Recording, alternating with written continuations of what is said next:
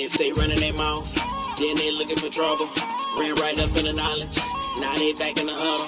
See, they know we can fight, new content every week. Me and Dr. Clyde, keep on bringing the heat. Now they know that we driven, and they know we quitting. Yoshi and the winner, keep on bringing the energy. Unity. See, they know we ain't stopping, and they know they got problems, and they ran out of options. If they know we got a problem, can't let it go unsolved. Brain based learner, Afrocentric history, we see tomorrow. Karma is karma, I say what I say out here underwater. Till I see I fall off, then I bring y'all up on note. I'm back up on my Clyde winners, Clyde winners, Clyde winners, Clyde winners, Clyde winners, Clyde winners, Clyde winners, Clyde winners, Clyde winners, Clyde winners, Clyde winners, Clyde winners, divine winters, Clyde winters, mind bender, Clyde winters, I'm Richard, ride with ya, master teacher, create masters, Clyde winters, give respect to the elder, Clyde winters. Somebody else that living for me. I told you somebody else that looking for me. I think there's somebody else that looking for me.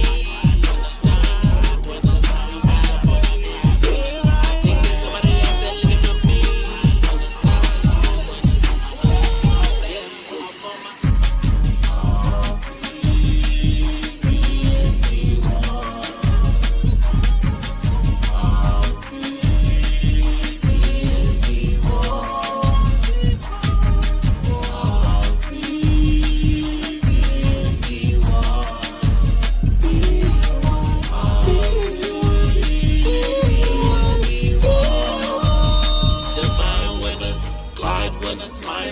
We have to live by God.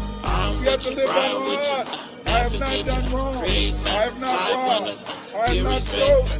I have not drank. I have not told lies. I have not stolen food. I was not stolen. I have not fornicated with the fornicator. I have not caused anyone to weep. I have not dissembled. I have not transgressed. I have not discussed secrets. I have brought no lawsuits. I have not wronged. I have not struck kids. I have not transgressed the law. I have not been hunted. Except when I'm talking about on the song. I have not made extolling. I have not bragged. I have not cursed. I have not been violent. I have not confounded truth. I have not been impatient. I have not cursed against somebody else that living for me.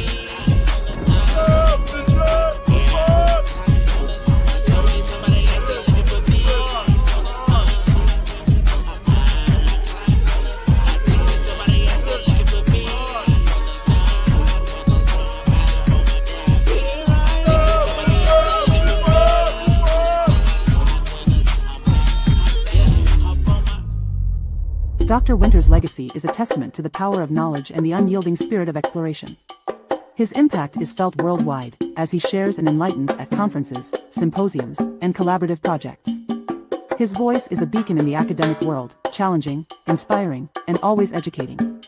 His journey reminds us that the quest for knowledge is never-ending, and its impact is timeless. Dr. Winters teaches us to challenge the narratives and to learn with an open mind. As he always says, B1 is not a group, it's a lineage. Let his story inspire everybody to pursue knowledge relentlessly and to always seek the truth. Now let us welcome in the grandfather of research, the Trill OG himself, the Honorable Dr. Clyde Winters.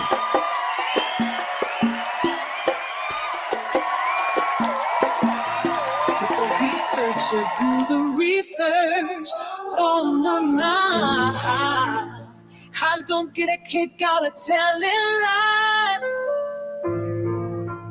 Let the researcher do the research. Oh, no. Spent years studying the times. Let the researcher do the research. Yeah. Black first, with strength we rise. Yeah, let the researcher do the research. Yeah, unite in truth and kill the lies. Let the researcher do the research. I'll learn to debunk my own craft. Respect is all that I ask. Dr. Winters. I was sent here to finish my task, to become the greatest researcher, and that's who I am, Dr. Winters. Yeah. Na na na na na na na na na. Let the research. Gotta tell it lies. Let the researcher do the research. Yeah, yeah. I spent years studying the tides. Let the researcher do the research. Yeah, yeah. Black first, with strength we rise. Let the researcher do the research. Yeah, yeah. Unite in truth and kill the lies. Be one, be one, be one.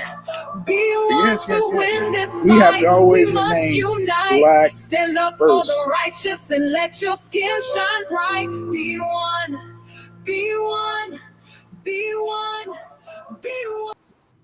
What up, though? What up, though? What up, though? How's everybody doing?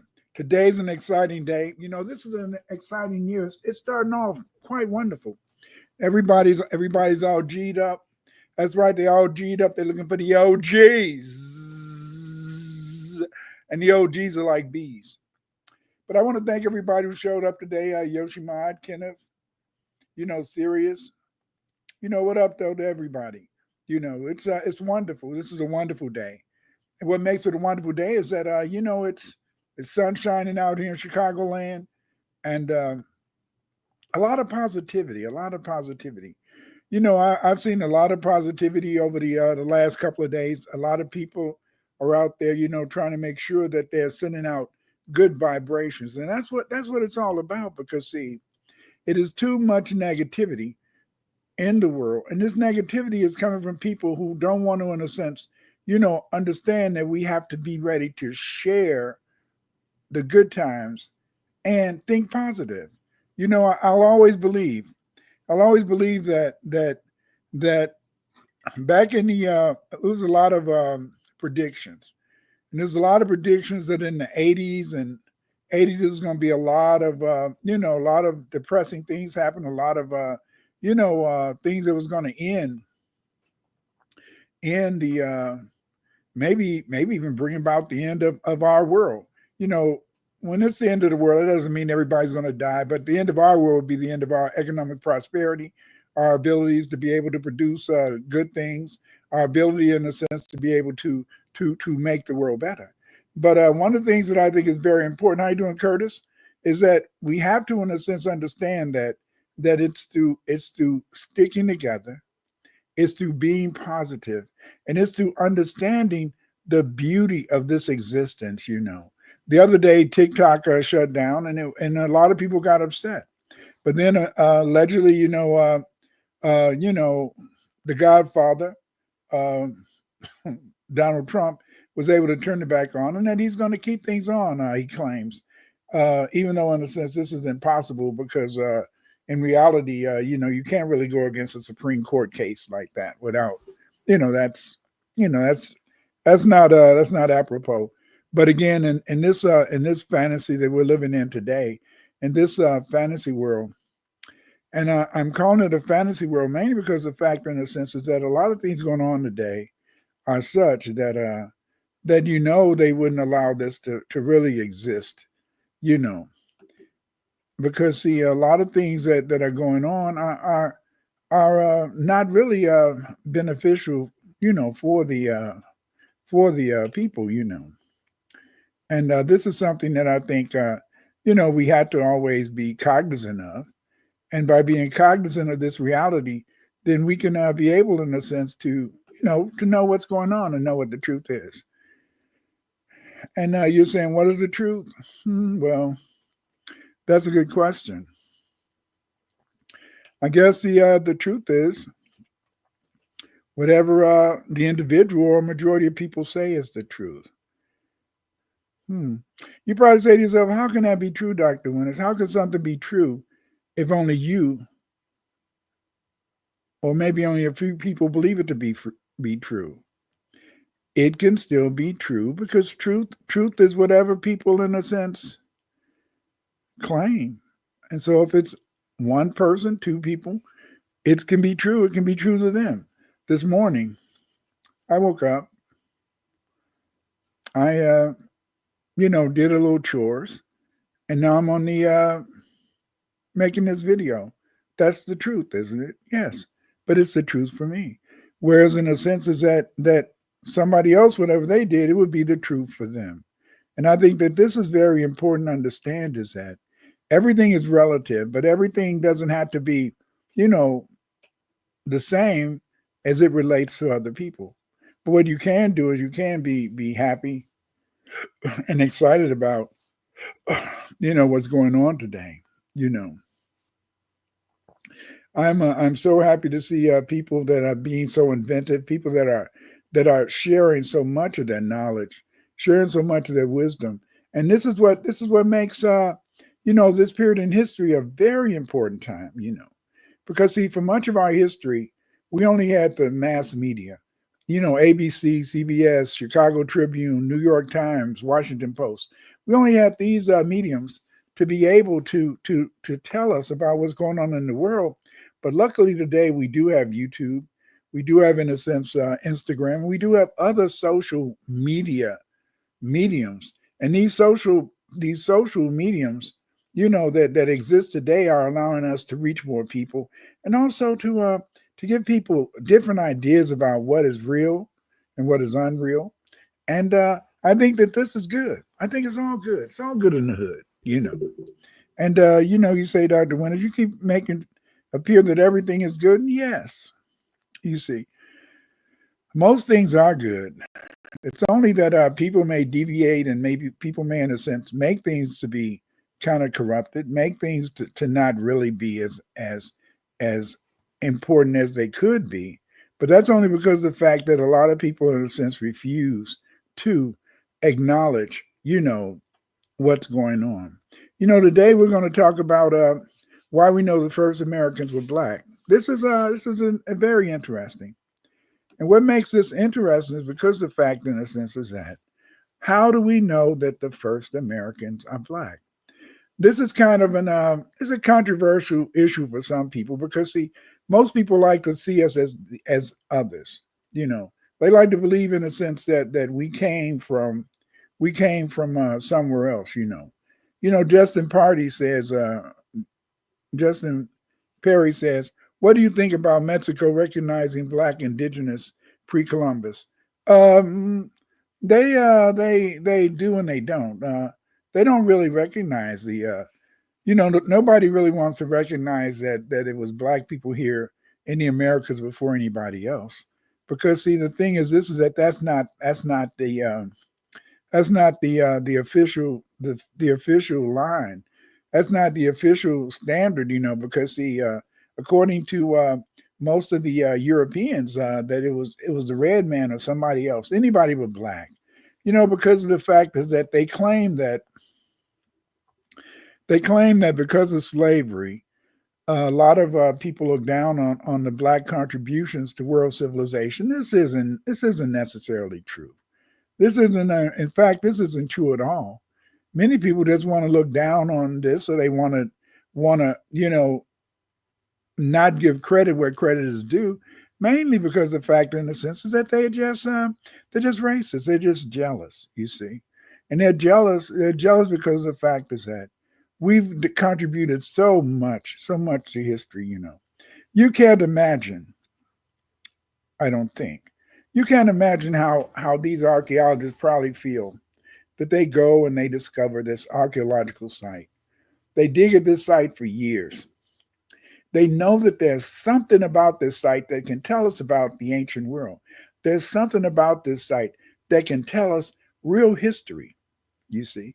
And then when they finally reach that point, when they finally, in a sense, open up the tombs, when they reach that point in their digging where they begin to see these artifacts, and then they begin to see all these artifacts of black people, black images, when they open up that casket and they do the craniometric measurements and they determine that that skeleton is of a black woman, you know, then everybody's upset, and they're upset because the fact is this is that they were hoping that they were going to be able to show how there were white people in ancient history, and when they can't show this, it tears them up. But it is. You may have noticed that I said a black woman skeleton, and that's another thing that I find interesting. And what I find interesting is that most of your ancient skeletons are females. Most of your ancient skeletons are females. Very few that I can think of that are very old are males. So maybe it's something. Maybe it's something in the bones, the skeletal or the frame of females that allow their skeletons to last a long time. But again, this is just something that I've seen over time.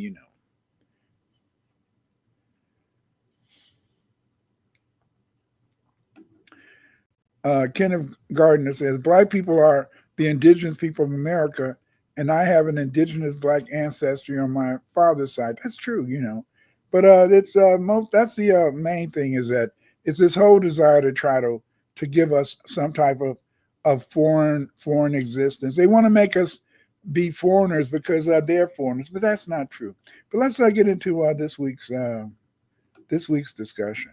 This week we're going to talk about why we know the first Americans were Black. A lot of people may say, why are we even entertaining this question? Well, one of the reasons we want to entertain this question is because of the fact that there's a lot of people and a lot of books that claim that Black people, in a sense, were not the first Americans. And but we see all these images, we see all these paintings, we see some of the reported sightings of the colonists and explorers that let us know that the first Americans were Black. Join my Patreon to see the slides after I do this presentation. Probably at least within a couple of days, I'm going to upload the slides to my Patreon site. So join my Patreon. I want to thank the many people who've joined my Patreon over the years. And I want to thank those new Patreons that I've been getting in the last couple of days, because it's my Patreon that allows me to do the research that I do. It's my Patreon that provides me with the monies to be able to access online documents that are behind a paywall. It's my Patreon that allows me to be able to purchase some of the latest books that are coming out on various aspects of Black, African, and world Black history. So I really appreciate you. And please join my Patreon. I love all of you, and I thank you so much for being there and supporting me, because, see, that $5 can go a long way, because, yes, it's only $5 from individuals, but when you have a large number of people putting those $5 together, that allows me to be able to bring you the latest news, the latest research. Please keep it coming. You can, I'm on Twitter at Dr. Clyde Winters 8. You're on my YouTube channel right now, and you're on my YouTube channel. What makes this YouTube channel so very important is because the fact is that I have hundreds of videos that deal with Black history. These videos are not videos that I just put up maybe in a couple of years, or these videos are decades old, you see, and I'm still producing more and more videos every year. I have over 400 videos on this site that can tell you every aspect of Black history. Don't just come here for my weekly presentations. Come here every day. Check out my videos. Learn more about Black history. You can order my books at Amazon.com. Because, see, you have to remember that we're B1. We're B1. We're B1 Black first. We're B1. We're brilliant first. Do you know what? We are Black and brilliant. That's who we are. That's what we are. We're Black and brilliant. Find another brother. Find another sister. Hug that brother. Hug that sister. Hug your child. Hug your husband. Hug your wife. Let them know that you love them and that you care about them. What is FBA? FBA is not an organization. FBA is a lineage.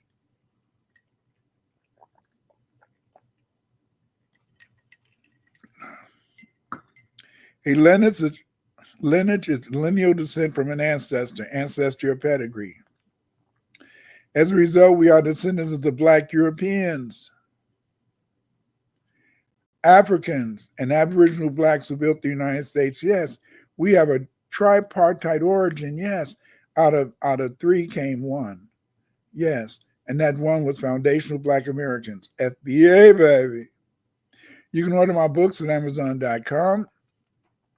Again, you can find me at Twitter at Dr. Clyde Winters 8, but go to Amazon.com, put in there Dr. Clyde Winters or Clyde Winters books, and they'll show you all my books. Buy 1, 2, 3, buy as many as you wish. These, I have over 40, maybe 50 books. I have about 50 published books. And these books can give you all aspects of Black history. I'm working on another project now that I want to deal with, so that people can have easy access to the history of Black people in these Americas. So I'm working on that book now, and it'll be coming out soon. But again, go to Amazon.com, order one of my books. Yes, yes, yes. We are Black people. This is supposed to be a Blackfoot Indian. These are mythical figures. Why I say they're mythical figures is, yes, a lot of people claim to have Blackfoot ancestry, but if you go to the internet says the only Blackfeet used to live in Canada, and that there's no longer any Blackfeet in the United States. But there's a lot of FBA who claim to have a Blackfoot heritage. But no matter what we say, nobody takes our word for it, and nobody in a sense wants to give us the credit. But yes, there were Blackfeet, and these people, in a sense, would been considered Negroid or Africoid. The only difference is that they had a little bit longer hair and they had feathers. Were Africans in America before Columbus? Yes, they were. And who are the scholars who proved that the Olmecs and other Black people were Africans? These scholars include David Imhotep, the great,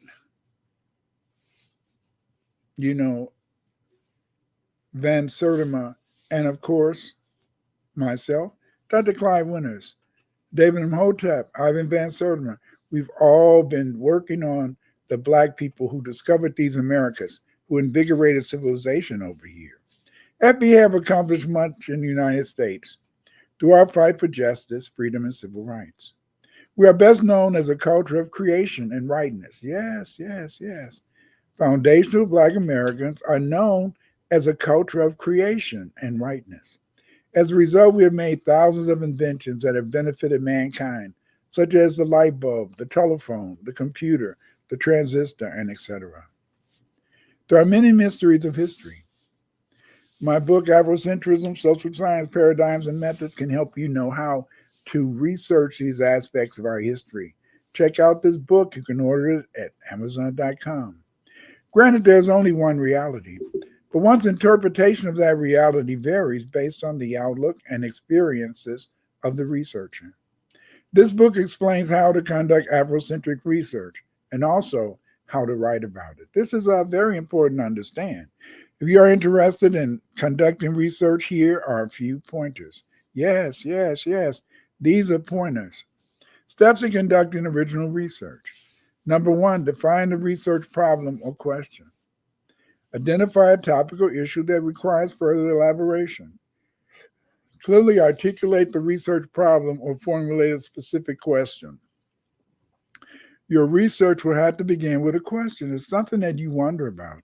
It's a question in the sense that you want to answer, and the way that you're going to answer that is by doing original research.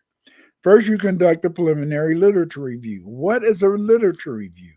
Well, a literature review is when you're reviewing existing studies, theories, and data to understand the current state of knowledge. You identify gaps in the literature and refine your research focus. And see, a literature review simply means that your research, you're reading or scanning literature, articles, books, pictures, other documents related to a particular historical event. And what you do is that you make a perusal of the literature relating to a topic so that you can move on to establish your objectives and hypotheses. You see, objectives and hypotheses are important because these determine the goals of your research. When you're writing and stuff, sometimes, usually in a sense, unless you're conducting research that uses a test, most of the research that you've done in terms of history, linguistics, and stuff like that is quantitative research. It's qualitative. It's not really, in a sense, quantitative, because quantitative research is a research that has testable hypothesis, whereas we do a lot of qualitative research in relationship to historical events. What are some of the steps in conducting original research? And other step is you select a research methodology. Decide on the research approach that you want to apply in terms of how you're going to conduct your research. Is it qualitative or quantitative or mixed methods? Qualitative, again, is a narrative research project, whereas quantitative, you're usually dealing with statistics and numbers. Choose an appropriate method for data collection. Are you going to use a survey? What about in interviews? Or are you going to make an experiment? You see, these are methods that you're going to choose to make sure that when you're conducting your research relating to Afrocentric studies, that it's real research and research that can be applicable and be testable. You want to develop a research plan. Outline your study design, including the sample size, selection criteria, and data collection techniques. Create a timeline and define resources needed for the research. Yes, you always want to have a timeline if you can, because see, a lot of times, if you don't have a strict guideline, you may never get around to completing your research. So you want to, in a sense, have a timeline so that you can establish a regular pattern of research so you can accomplish your research objective and eventually, produce research results that can be used by others to learn more about a particular research project. You want to seek ethical approval if required. Often, if you have a human subject in your research, you usually have to submit your research plan to an institutional review board. It's called an IRB, or the Ethics Committee for approval. Usually, in a sense, whenever you're doing a research project that involves human subjects, you usually have to have that okay by the IRB, because you want to make sure, the institution wants to make sure that people aren't going to be harmed in your research, maybe psychologically and things like that. You want to ensure ethical standards when you're doing research. So you want to make sure that as part of your research, those people who are participating in your research project, you want to make sure that they have informed consent. And that means, in the sense that they understand why you're collecting the data. And you want to be, confidential. You don't want to usually, in a sense, publicly identify the people in your study, because this, in a sense, can lead to some type of harm, psychological, physical, whatever. So again, you want to make sure that when you're conducting, research, that you follow these steps. Please make sure you read over these steps. And again, you can always refer back to them, because the slides relating to this particular presentation will be in my Patreon. Join my Patreon. It's only $5. Then you collect the data, got information using your chosen method, e.g. fieldwork, a laboratory experiment, or archival research. I remember when I to do a lot of the research that I've done related to ancient history, I've had to use a lot of archival research. In other words, I used to have to go to the stacks in many libraries, or I used to go to what was called the Oriental Institute of the University of Chicago.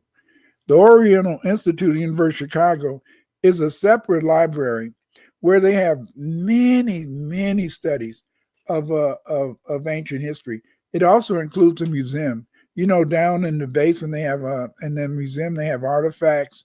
They have artifacts from the Meroitic and other the Sumerian and Egyptian, Mesopotamian artifacts. A lot of these artifacts are artifacts that archaeologists at the University of Chicago brought back over and excavated themselves. And it's very important. At the University of Chicago, to really get a degree, if you want to get a degree in archaeology, University of Chicago, I think it takes about 7 to 8 years. You have to learn maybe you're going to have to learn basically Arabic because most of the Middle East is Arabic speaking.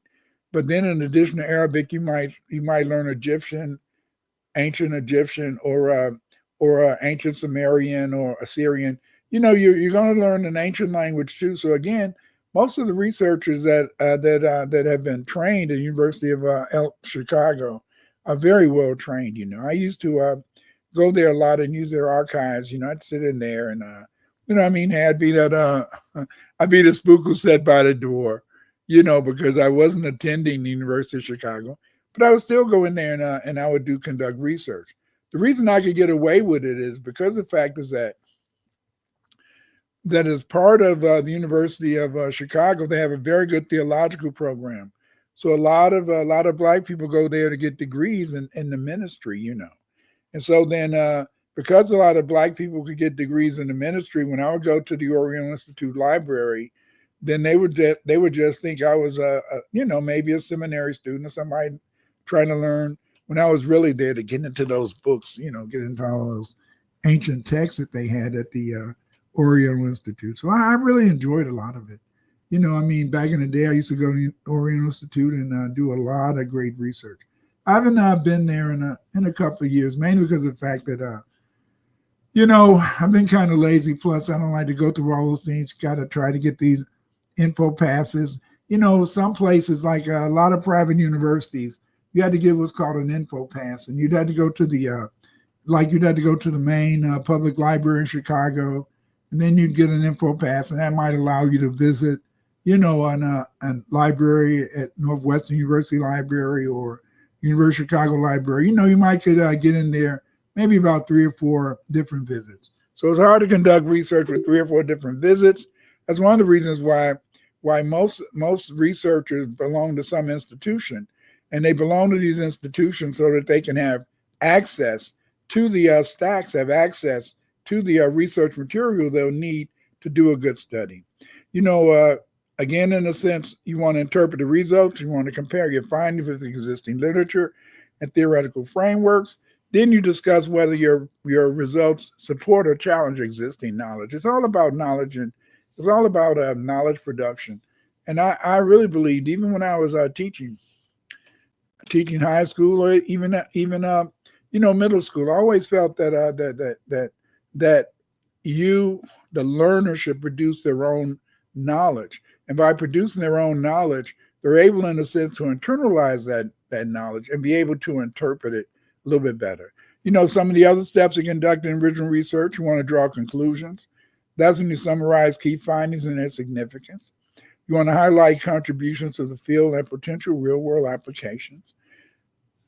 You want to report and disseminate your findings. You want to prepare a research paper, thesis, or presentation. You want to share your findings at academic conferences and journals or with relevant stakeholders. Another place people put their research now is luckily on YouTube, TikTok, where people can put their research and they can, expose it to a lot of laymen. Yeah, laymen, they may not, in a sense, understand the particulars of it, but you want to break down the research that you've discovered or you've been researching. You want to break it down so that the average layman can understand it. And then also you want to make sure that you address limitations and the future direction for your research. Acknowledge any limitations in your study and suggest areas for further research to build on your findings. By following these steps, researchers can systematically and rigorously conduct original research that contributes meaningful insights to their field, especially when it comes to our understanding, the history of Black and African people. Get my book, Afrocentrism, Social Science Paradigms and Methods. This can help you form the good research methods to write that book, to write that article, or to do visual presentations and put them on YouTube. Come on, get that book. Be supportive. Other things that can help you to understand about the history of the Black Aboriginals. Get my book, Black History Gems, Essays, Volumes 1 and 2. But this will help you to do the research. To discover new things, the individual must conduct research. And if you want to understand a little bit more about the history of Blacks in America from prehistory 1877, of course, you get my book, A Common Core State Standards History. In this book, I outline the tripartite origin. I give a very good discussion on the black Aboriginals, the black you know Europeans and their role in the rise of America. So check out this book, History of Blacks in America from Prehistory to 1877, so you can find out more. And to be an independent researcher, you also need to have a good background, and this can come from, if you want to learn about the genetics of Foundation of Black Americans, get my book, The Phylogeography of Afro-Americans and Muslims, and my book, We're Not Just Africans. In my book, We're Not Just Africans, I discuss the relationship between the Aboriginal peoples and sub-Saharan Africans that came over here, and they were made chattel slaves. So get these books to increase your library on the history of Black people in the Americas, and also give you a good grounding in your own history. And see, the more you know about your history, the better you see. Because when you know about your history, you won't suffer from what's called CAIDS. CAIDS is culturally acquired immune identity deficiency syndrome. And when you catch CAIDS, you lose your identity. And once you lose your identity, you're lost. You have to know who and what you are as a Black person. These are some other books that you can get to deal with Ancient America, the Mandean Ancient America, the Black Mound Builders of America. Check these books out. Look at these titles, write them down, and get them if you want to find out more about the Black people that lived in the Americas and the civilizations that they built.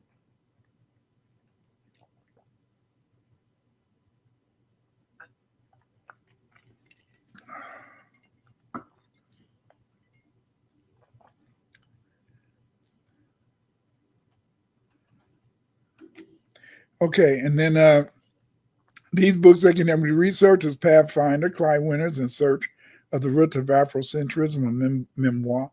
This is a kind of an autobiographical book.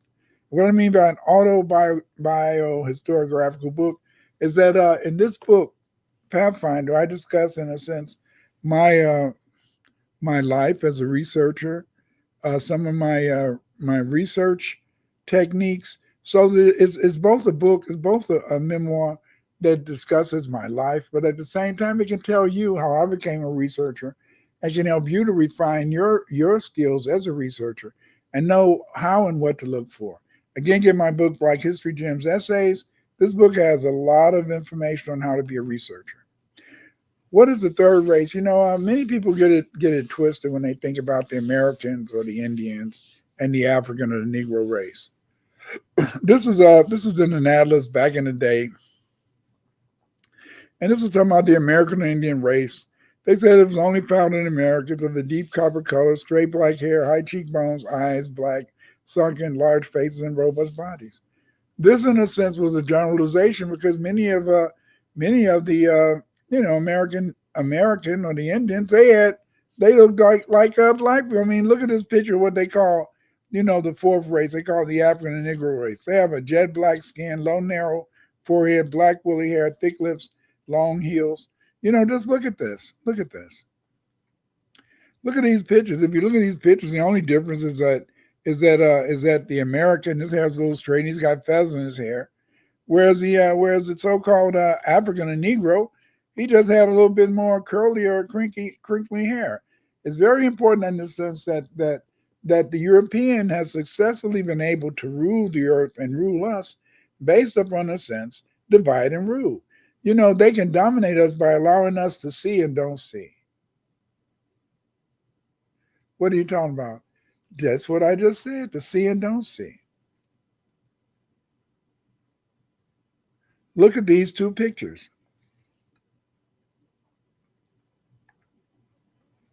They're not that much difference. In fact, the only difference is the form of the face. You see, but other than the form of the face, it's the same person, and that's what it was. Your indigenous ancestors were black like you. Your indigenous ancestors was black like me. Your indigenous ancestors were us. Yes, that's who they were. They were us, you see. And this is something that we sometimes forget, but it's something in a sense that we have to accept, and we have to understand. Karen, you're absolutely correct. Thankful Thursday for Dr. Winter's Educational Black History Lecture. Thank you for being here, for sharing your time with us, and for, in a sense, taking the time out to look at this. I hope you guys will put right now, take a minute out and hit that like button, please. Hit that like button right now, and make sure that you tell other people about this video and encourage other people to check it out.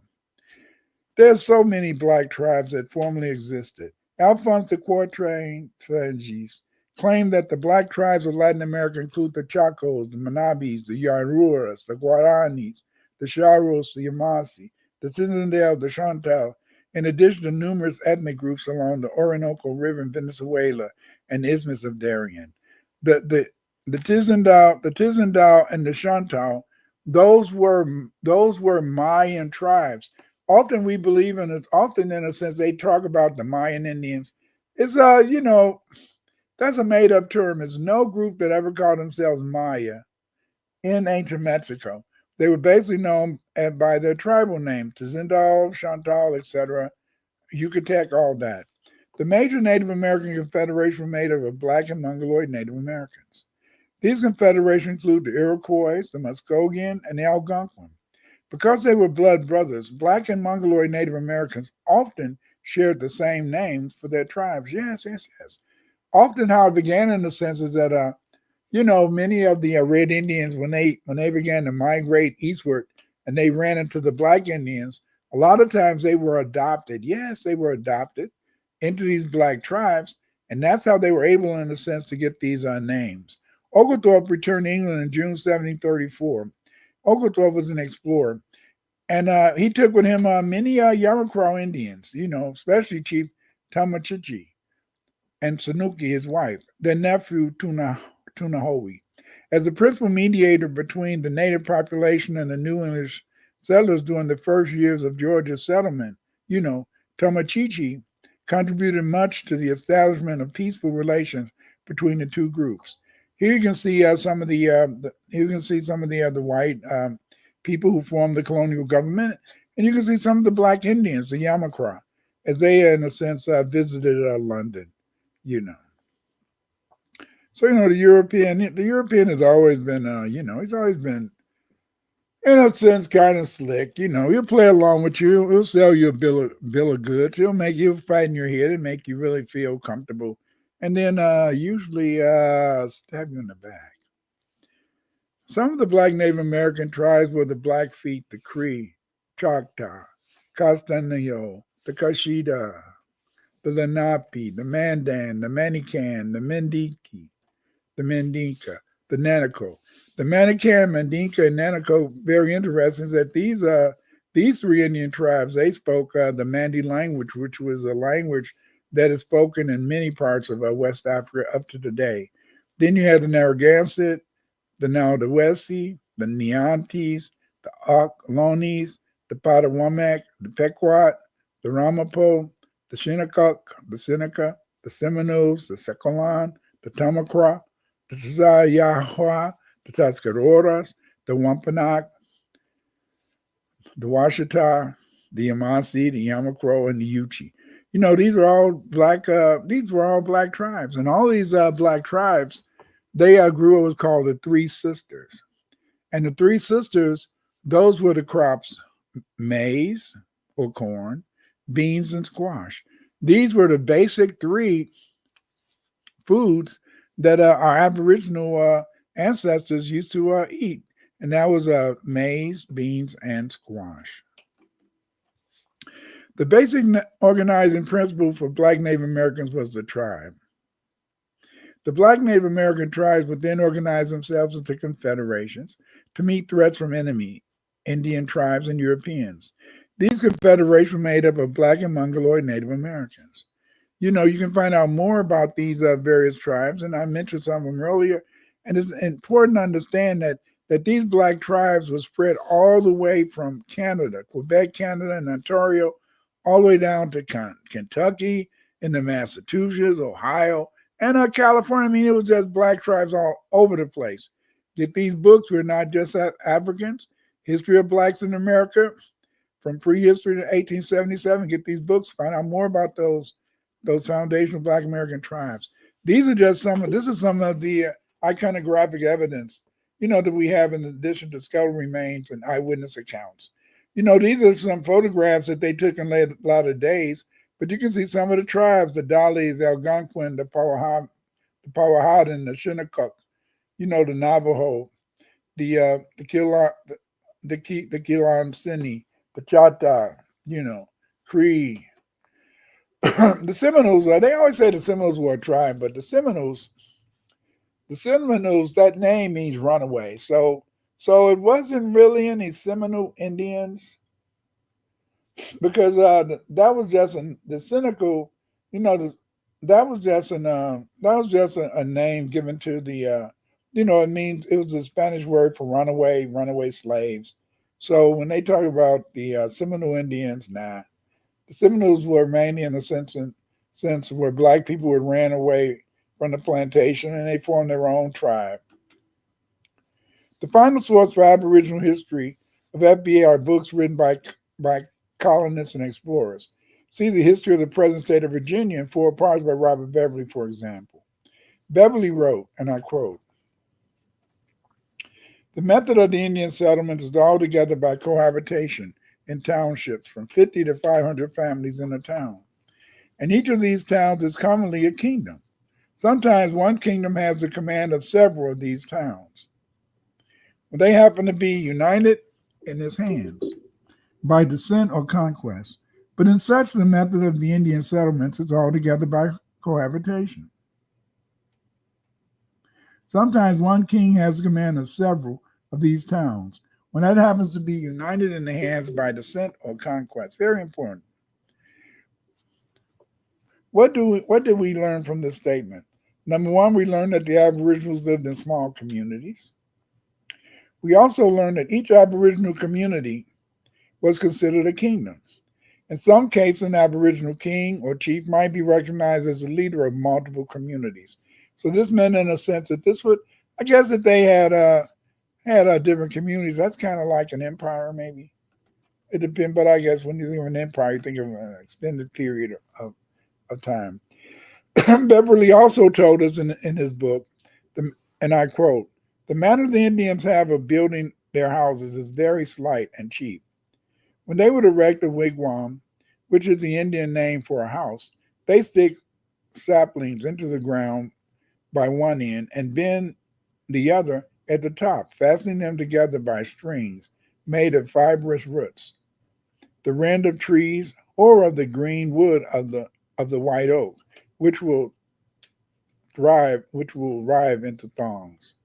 The smallest sort of the cabins are conical like a beehive, but the larger are built in an oblong form, and both are covered with the bark of trees, which will rive off into the great flakes. Their windows are little holes that open for the passage of the light, which in bad weather they stop with shutters of the same bark, opening the leeward windows for air and light." So again, in a sense, you can see this is look on the right-hand side. You can see some of their homes. You can see the oblong homes. You can see how they built their various houses. Just take a minute to really look at those houses, examine how they were built, and you can see how these descriptions by Beverly, really relates to the houses that they found when they, went into the Indian territory. I'll continue. Beverly continued. "The chimney, as among the true-born Irish, is a little hole in the top of the house to let out the smoke, having no sort of funnel or anything within to confine the smoke from ranging through the whole roof of the cabins. If the vent will not let it out fast enough, the fire is always made in the middle of the cabin. Their doors are pinned mat when they are near home, but when they go abroad, they barricaded with great logs of wood and set against the mat, which are sufficient to keep out wild beasts. There is never more than one room in a house, except in some houses of state or religion. We also learned that, and I quote, when in their travels they meet with any waters which are not fordable, they make canoes of birch bark by slipping it whole off the tree in this manner. First they gash the bark quite round the tree, and the length they would have the canoe of. Then slit down the length from end to end. When that is done, they with their tomahawks easily open the bark and strip it whole off. Then they force it open with sticks in the middle, slope the underside of the ends, and saw them up with helps to keep the belly open. As if the birch trees happen to be small, they saw the bark of two together. The seams they daub with clay or mud, and then pass over in these canoes by 2, 3, or more at a time, according as they are in bigness. By reason of the lightness of these boats, they can easily carry them over land. If they perceive that they are likely to meet with any more water that may impede their march, or else they leave them at the water side, making no further account of them, except to be used for their return. As you can see, the Aboriginal black people were very creative and very inventive. And also they tried to make things that were natural and that were utilitarian. In other words, they could use these things to further their civilization, further their understanding, and they could make things better for themselves. They also had writing. These are some of the symbols that they had, found in many places. In some communities, like in Africa, the king was chosen on the female line. Again, we go back to Beverly told us that I can't think of anything but their jealousy that makes them exclude the lineal issue from succeeding immediately to the crown. Thus, if a king have several legitimate children, the crown does not descend in a direct line to his children, but to his brother by the same mother, if he have any, and for one of such, to the children of his elder sister, always respecting the descent by the female as the surer side. Mama baby, what do they say in the hood? Mama's baby, daddy maybe. You can see, this was applied even back then to our Aboriginal ancestors. But the crown goes to the male heir, if any be, in equal degree, and for want of such, to the female, preferably to any male that is more distant. But again, in a sense, just to be sure that there was no mistake that the king would be, of full descent. No, they usually went on the woman's side. Thomas Harriot accompanied White in approximately 600 columns of Roanoke in 1585. Harold wrote that the chiefs wore aprons made of animal skin with a tail that hung down behind them between their buttocks. The tail was used in carrying a quiver of arrows. The Indians' hair, adorned with feathers, was shaved on the right side. Again, you can see here we see these Indians that he described. You can see where they carried their arrows. You can see their hair that was plaited, and it was usually dyed red. And you can see some of the bows that they had made to shoot their arrows. What was the Aboriginal attitude towards family life? Well, the Europeans, this is what they reported. They think it's unconscionable that one man should have more than another, and that the rich would have more respect than the poor. In short, they say the name of the savages which we bestow upon them would fit ourselves better, since there is nothing in our actions that bears the appearance of wisdom, such as to have been in France, where continually seizing us with the faults and disorders. Again, yes, they had black people were very organized. Black people were very respectful. And you see, this attitude, in a sense, shocked the Europeans, because the Europeans were used to seeing people quarrel and fight over things. And they didn't understand how you could have an ordered society. But our Aboriginal ancestors had a very ordered society. That society in which people tried to get along, and they had a society in which people tried to work together to make sure that they could accomplish their goals and make sure that everything was better for the entire whole population. This is something we had to think about. Baron de Halton said the Aboriginal FBA believed in one great God. Yes, yes, yes. You know, we like to believe in a sense that people, that our Aboriginal ancestors, they didn't know that one God existed until the coming of the Christians.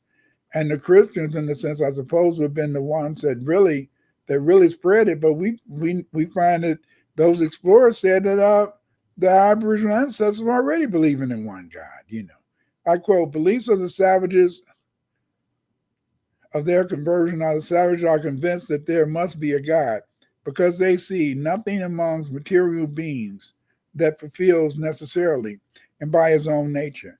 They prove the existence of a deity by the frame of the universe, which naturally leads us to a higher and unimportant being, from whence it follows, say they, that man was not made by chance, that he's the work of a being superior in wisdom and knowledge." Again, this is something that we have to understand. Stop believing that it took the European to bring to our Aboriginal ancestors the fact that God exists. Stop thinking, in a sense, that it was the Europeans that brought this concept of the one God. No, they already had the concept of the one God. Yeah, they may have thought that it was little gods or other things that help people to be successful, but they felt, in a sense, that there was a God. The FBA explained why the sun represented God, and this is what they said: in a word, the singular madness of this unfortunate people consists in denying their their assent to anything. In other words, in the sense, since the sun is the most powerful thing, they said that the sun could be representative of God. Not that the sun was God, but it was just an illustration of the power of God, since the sun is the most powerful thing in the universe. Black Native Americans were spread from the East Coast all the way to California. They came in many ways. Some were Muslims, some, in a sense, were non-Muslims. But it's very important to understand that there were Muslims already here. You see, some in a sense went nude, and others, in a sense, would wear various clothing. We had various in a sense hairstyles, and these are things that must be understood. And California had many beautiful tribes. I really love this painting. And this painting shows some of the diverse, look at these. These are some of the diverse Black people that formerly lived in California. Look at the various hairstyles. Look at how they painted themselves, their tattoos and things like this.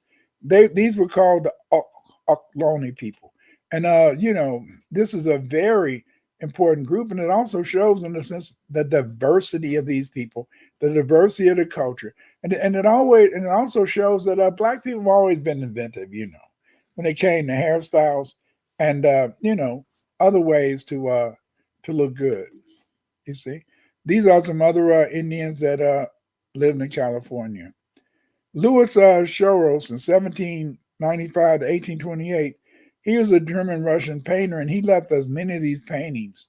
And these are some of the paintings that Choros did, that relate to the various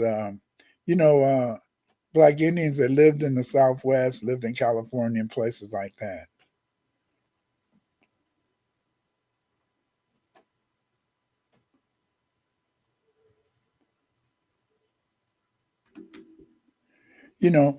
That's why it's kind of interesting, because they say by the time the Buffalo Soldiers fought Indians, the Black Indians were killed off and replaced by nomadic Mongoloid Indians from Mexico. And so then, they always say that that the Buffalo Soldiers, the Indians, had never seen a Black man. That's bullshit. Here's some Black Indians from California. They're Black, just like just like the so-called Buffalo Soldiers. But they teach you these lies, these historical lies. They teach you these lies to make you believe that everything was new.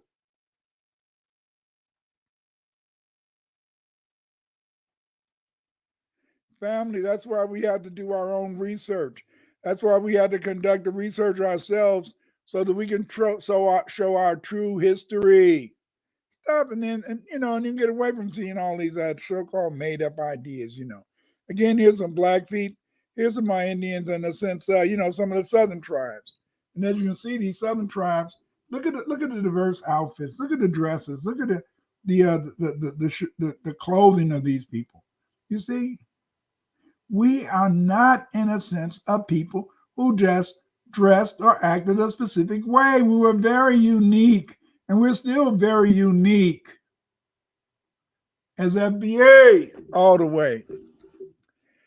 Here's some other North Carolina tribes: Yuchi, Creek, and Yamasee.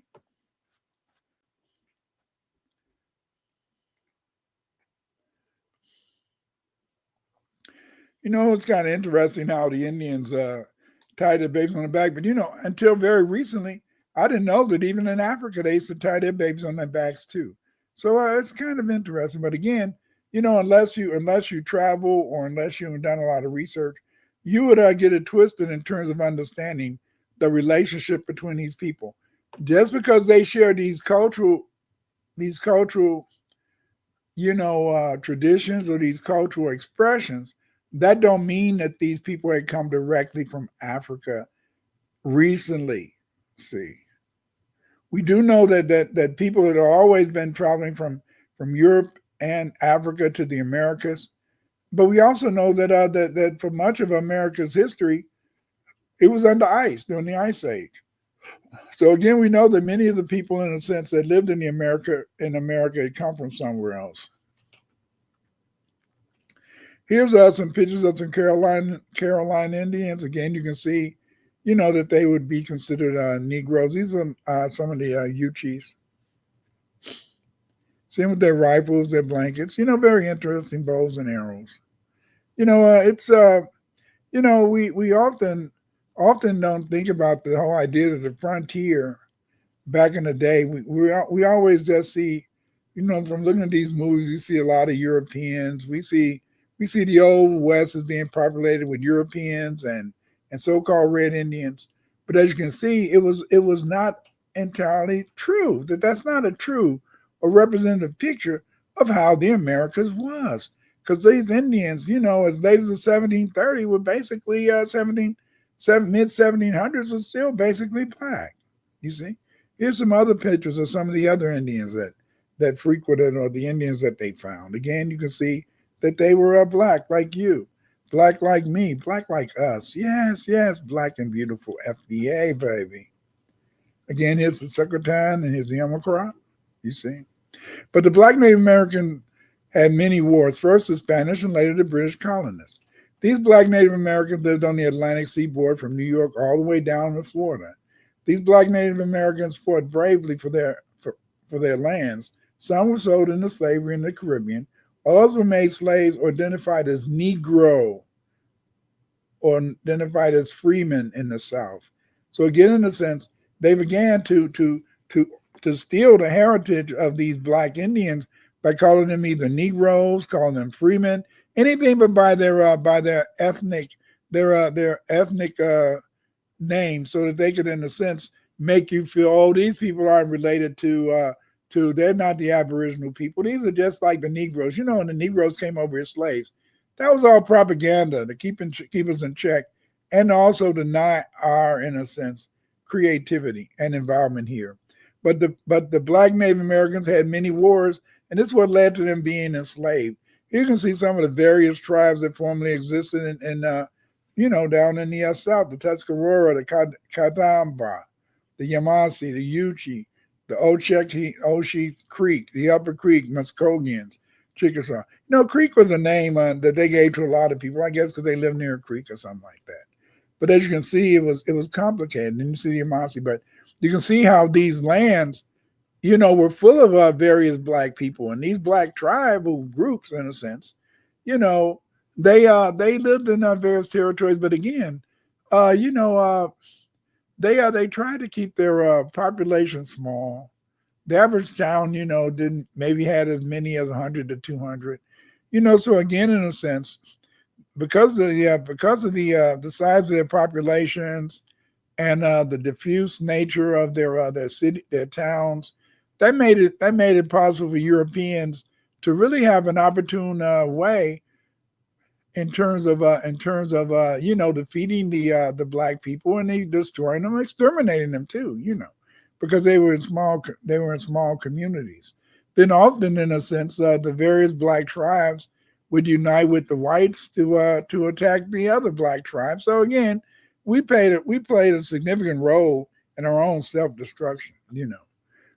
And black Native Americans did fight the British, and I think that I want you to look at this picture on the right hand side. This can show you. Look at this picture carefully, and if you look at this picture carefully, what do you see? What do you see? You see black people with kufi hats, black people with turbans, black people with red wraps. You can see the diverse nature.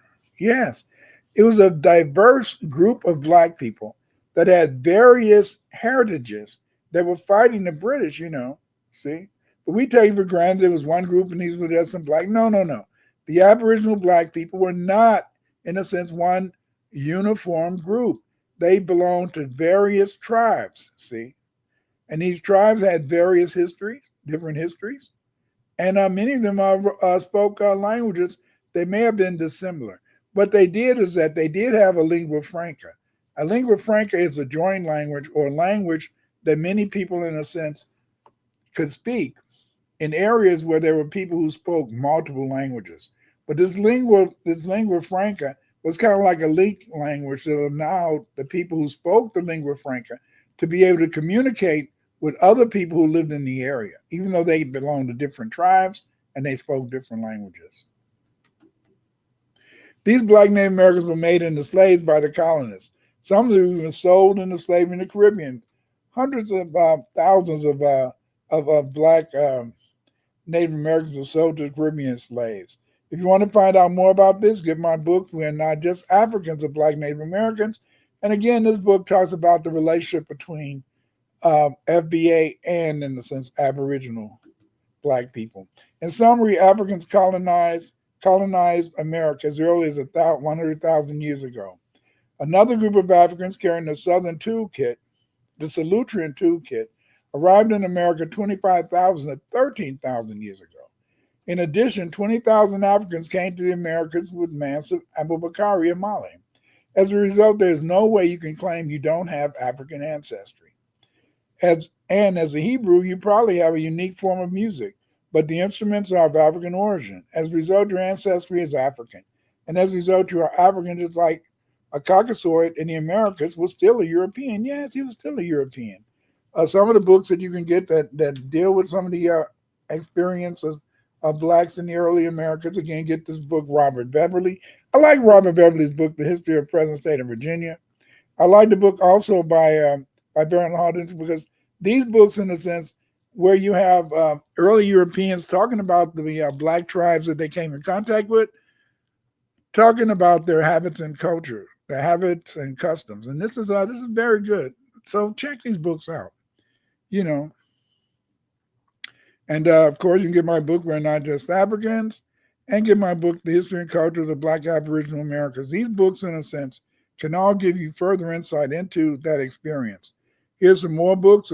First of all, you got to get David Hotep's book, The First Americans Were Africans, expanded and revised. This is his last book that he made, and it's a good book. He has in there the picture of the Bonaparte murals. So check the book out. Again, get my book, The Mandy in Ancient America. The Mandy, they contributed much to the history and rise of civilization in the Americas.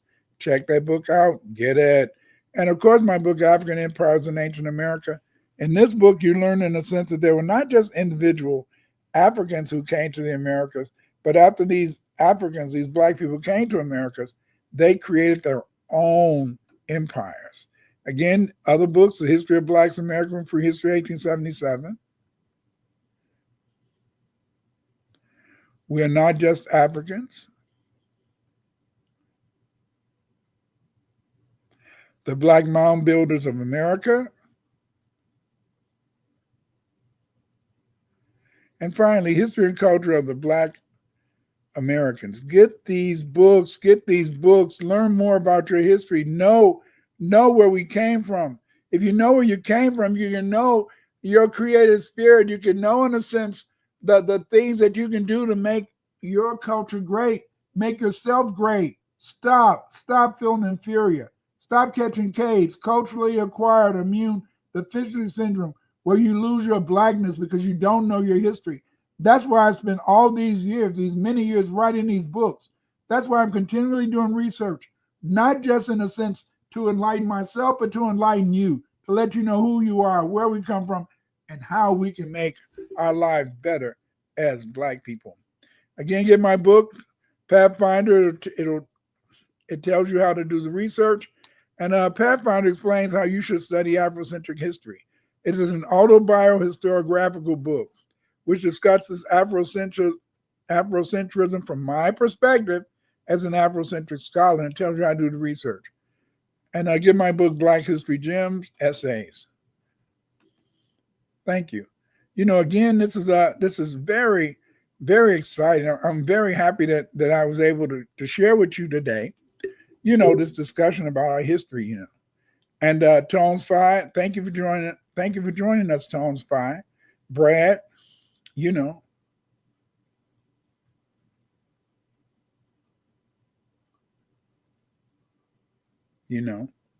and Justin Perry, thank you for coming. Karen Vincent, Karen is right. That's why we need to learn from our reliable Black history scholars. Yes, because a lot of times these other people are just making up lies, And as Karen says, do your own research. That's why I wrote those books, And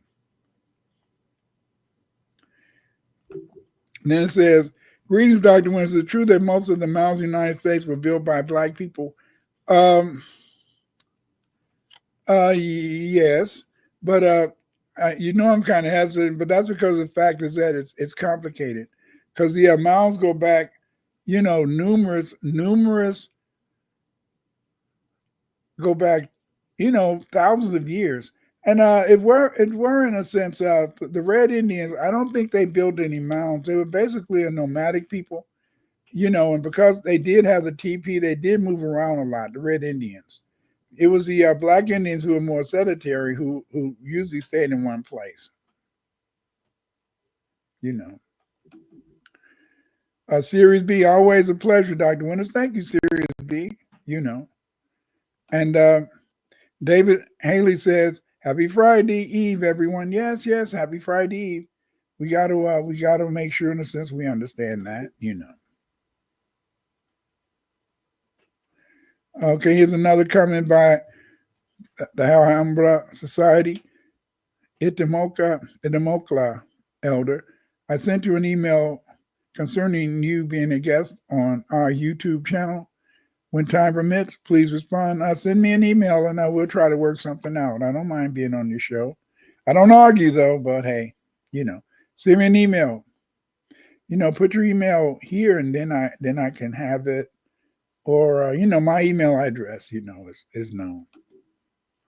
Again, thank everybody for coming. Thank you for joining us this afternoon. And remember is that we have a great history. Remember, in a sense, is that the only thing that holds us back is the fact that we don't understand the importance of doing research. And that's why you have to, in a sense, do research, but be supportive of our learning. She has a very good school program that they teach every Sunday. Join Eve in her school for FBA.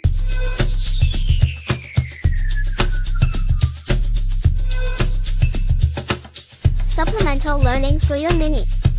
But you can learn too. Don't send your mini into the belly of the beast unarmed. Courses, practical math, language, the code, our story, and more. An institution founded by us, dedicated to us and our fight for justice.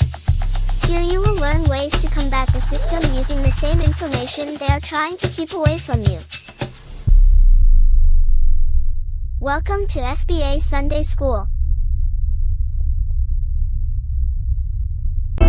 Free your mind, let it go. To the top, drop it to the floor. Hey, energy, come at like whoa. Spring water, how did that go? Free your mind, let it go. Tap in, go, let it nigga know. Hey, let it nigga know. Let it nigga know. Energy, come at like whoa. Spring water, how did that grow? Free your mind, let it go. To the top, drop it to the floor. Energy, come at like whoa. Tap in, go, let it nigga know. Hey, she told me go and put it in her heart. I told her I don't wanna break it all apart. Let me be a night light in the dark. Hey, my niggas shine bright with the art. Gemini 2 time, know what's hard. Got the stars on the line with the charts. Big dog, so I gotta leave a mark. Free your mind, cause I know that's smart. Hey, energy, got my light walk. Spring water, how did that grow? Free your mind, let it go. To the top, drop it to the floor. Hey, energy, got my light walk. Spring water, how did that grow? Free your mind, let it go. Tap in, go, let it nigga know. Hey, let it nigga know. What's up, everybody? It's Eve. Follow me on Twitter and YouTube for space recordings and special live programs. 2024, we're doing things a little different if you haven't peeped game by now. So yeah, this is your chance. You can do it now if you want. Hit the bell here on YouTube at JustEveB, or find me on X at Justice4Just_Us. That's JUSTICE, 4 JUST_US.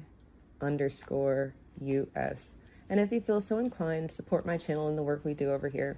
The Cash App and Patreon links are in the description. Black first. Parents looking for a story that would not only captivate your little one's imagination, but would also teach valuable lessons. The Bloom, bedtime story for the young at heart, takes your child on a magical journey to ancient Kemet, where the goddess Sister Andito brings life, love, and healing. Through this enchanting tale, your child will learn the importance of nature, compassion, and positivity, all while discovering the rich history of Kemet. It's a story that inspires self-mastery and love for the world around them, making it the perfect bedtime read for little dreamers. Available on Amazon now, The Bloom not only nurtures young minds, but also supports the FBA community. Grab your copy right now and give your child the gift of adventure of learning. Order The Bloom today on Amazon. Thank you. Hotel. You know, Curtis says, I sent the full Sonata video to you on your page, Doctor. Thank you, because that was a video that somehow it got lost. And I don't know what happened to it. And it was a very good video because me and Sonata, we talked about the origin of the white man. Thank you, Curtis. I'm going to try to check that out, you know. Kenneth Garza, was the Cherokee tribe black people? Was the real name of the tribe? My father said we have Cherokee. Cherokee is a very interesting people. They early mixed with a lot of different groups. You know, they were predominantly black in the beginning, but then they mixed with a lot of Europeans, and they had a lot of mixed race kids. And them mixed race kids, you know, them mixed race kids, they were some of the earliest red Indians to institute chattel slavery. So a lot of times they started imitating a lot of their white parents. Okay, we are the original Indigenous Aboriginal autochthonous parents of people on the planet. I can agree with that. Darnell Cohen's the Winners. Were the Black Indians also in Louisiana? Yeah, they were in Louisiana. It was everywhere, you know. There's a lot of good research on that, you know. But again, like I said, is that if you really want to research your parents, Darnell, you have to, in a sense, go and get some of the early travelers who went to Louisiana and read their story, read their information. A lot of it might be in French, so I don't know if you read French or not. So you may want to check that out. Tones 5, what up, though? Blessing and love to all of you. That's right, Tone 5. This brother makes a lot of good stuff, And again, I'm going to show you again his advertisement, because you know this brother makes a lot of original stuff that that can help you. Again, I'm going to show you. Free your mind, let it go to the top, drop it to the floor. Hey, energy, coming like whoa. Spring water, let it go. Free your mind, let it go. Tap in, go, let it nigga know. Hey, let it nigga know. Let it nigga know. Energy, coming like whoa. Spring water, let it grow. Free your mind, let it go to the top, drop it to the floor. Energy, coming like whoa. Tap in, go, let a nigga know. Hey, she told me go and put it in her heart. I told her I don't wanna break it all apart. Let me be a night light in the dark. Hey, my nigga shine bright with the art. Gemini 2-time, know it's hard. Got the stars on the line with the charts. Big dog, so I gotta leave a mark. Free your mind, cause I'm not that smart. Hey, energy, got me like whoa. Spring water, how did that grow? Free your mind, let it go to the top, drop it to the floor. Hey, energy, got me like whoa.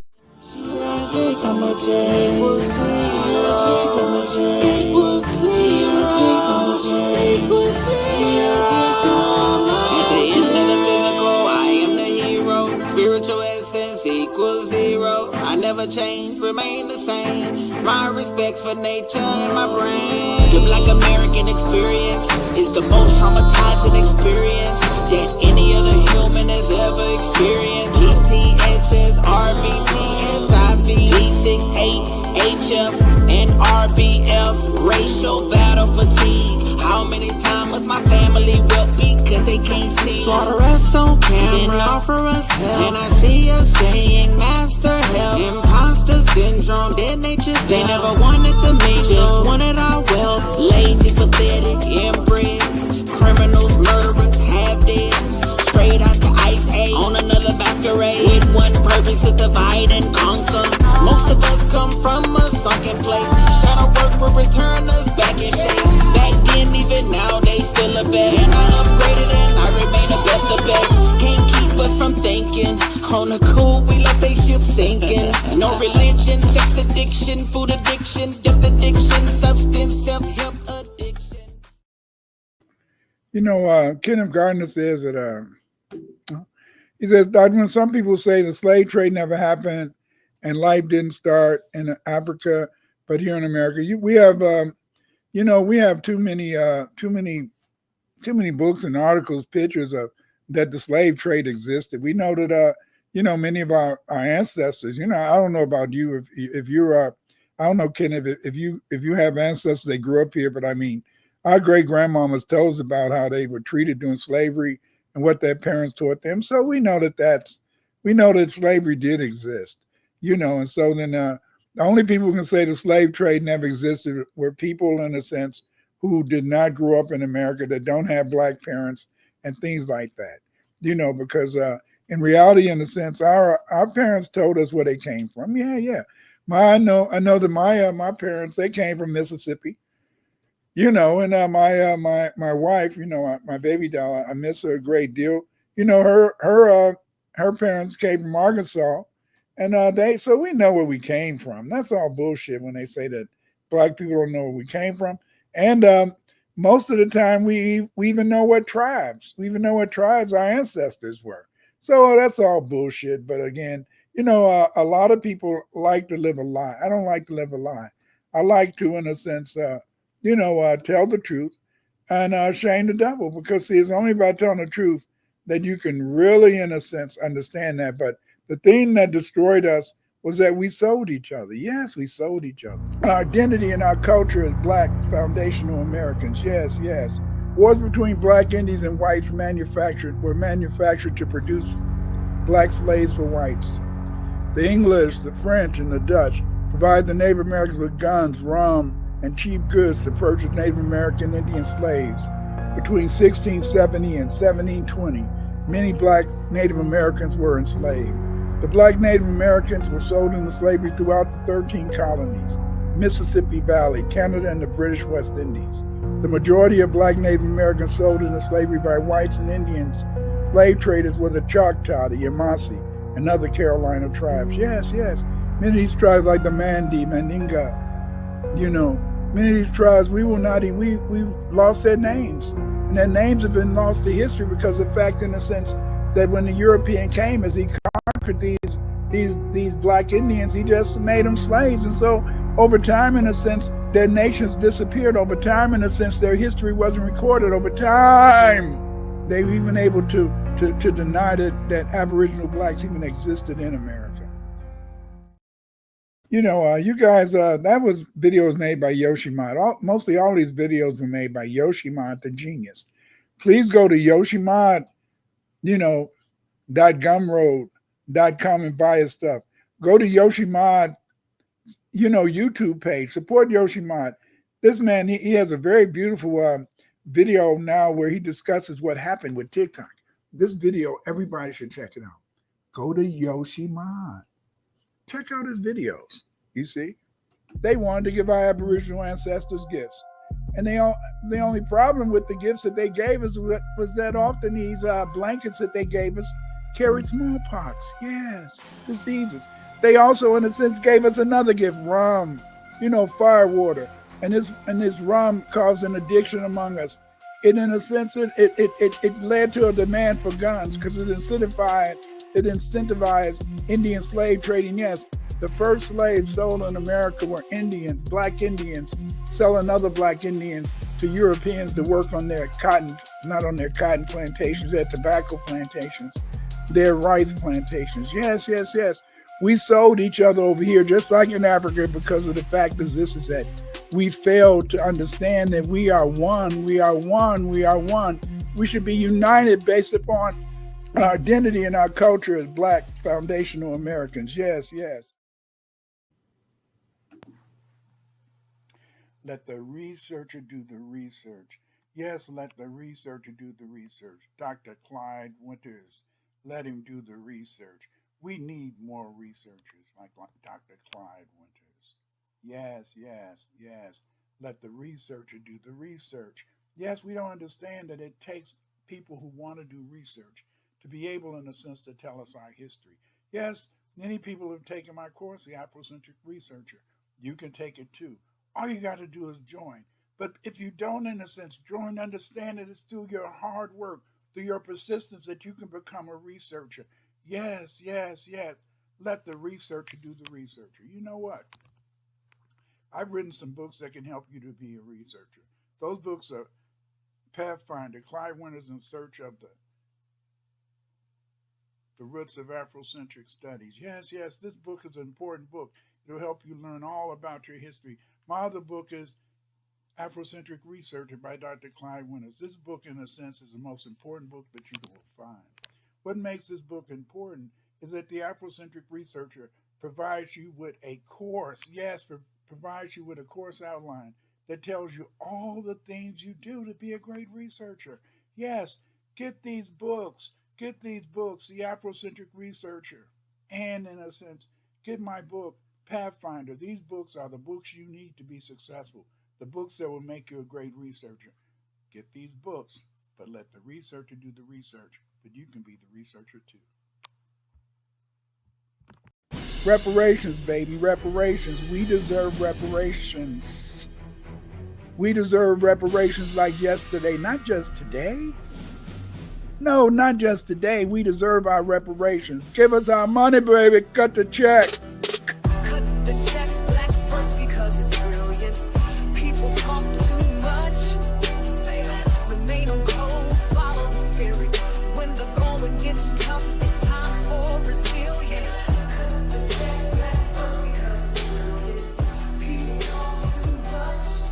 Say less, remain on code, follow the spirit. When the going gets tough, it's time for.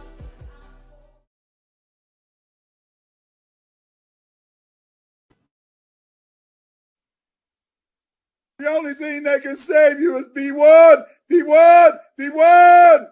To fight Cage, you must stay black first.